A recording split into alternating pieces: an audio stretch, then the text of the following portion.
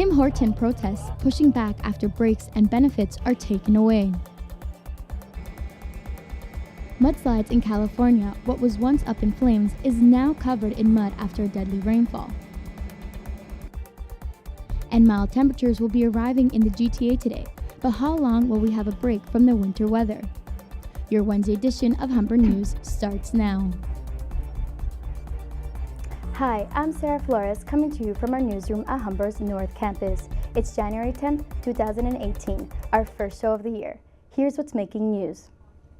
Labor activists took part in several protests outside Tim Hortons locations around the GTA this morning. Ryan Kaler reports from Keelan Wilson.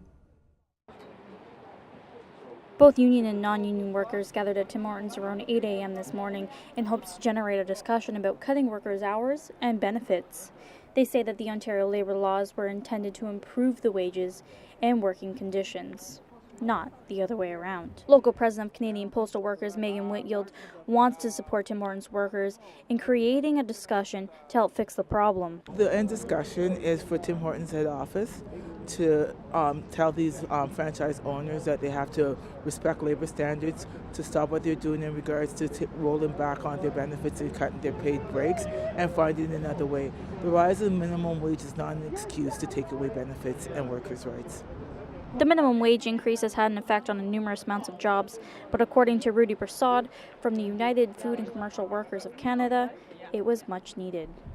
It's a good idea. It's more money in everyone's pockets.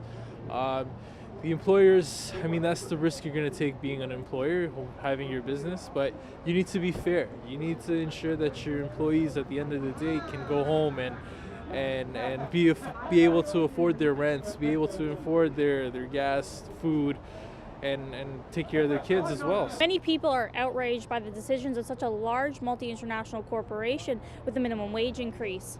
However, the Ontario Federation of Labour and the fight for $15 in fairness are supporting workers at Tim Hortons. If you would like to join the fight and help Tim Hortons workers, you can visit 15andfairness.org.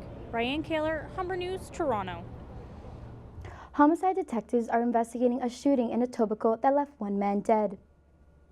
The shooting happened at around 8 p.m. in the area of Scarlett Road and Lawrence Avenue West. Police were busy early this morning searching for evidence. They will also be looking for surveillance video in the area. Police have identified the victim as 22-year-old Shaquille Wallace. He was rushed to a trauma center and later pronounced dead. Police have not released any information on suspects. A woman in her 70s has died after being hit by a Canada Post truck in the area of Eglinton Avenue and Birchmount Road. The incident on Tuesday left the woman pinned underneath the truck. Police responded to the emergency call at about 6:30 p.m. The victim was rushed to a local hospital in life-threatening condition and later died. Eglinton was closed in both directions for a while. The Traffic Services Reconstruction Unit is investigating the cause of the crash. No charges have been made at this time. Prime Minister Justin Trudeau has kicked off his first town hall meetings of the year. Today, he's attending a gathering at McMaster University in Hamilton. Last night, more than 1,000 people packed a school gym in Nova Scotia. People there asked Trudeau questions on issues facing Canadians today. Some of those questions range from pot legalization to post-secondary education and Trudeau breaking conflict of interest rules. 13 people are dead and thousands have left their homes in Southern California after a powerful storm triggered flash floods and mudslides. Two areas north of Los Angeles were the hardest hit by the slides. Emergency workers have rescued dozens of stranded people. The mud and water toppled trees, demolished cars, and covered blocks of quiet residential neighborhoods. The death toll surpassed a California mudslide that happened in January 2005 that killed 10 people. Some parts of freeways in LA were washed out. More than 20,000 people have left their homes. Just last month, California was hit by the largest wildfires in its history. CES 2018 has officially kicked off in Las Vegas. The Consumer Electronics Show features thousands of exhibitors ranging from tech powerhouses to startups. The annual global technology event explores all of the latest tech, innovation, and trends. It's a chance for innovators to grow and build their brands. 20,000 products will also launch over the course of the week.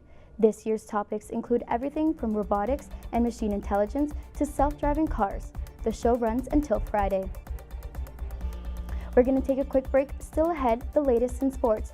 and we're seeing mild temperatures, but are they here to stay? All this and more after the break.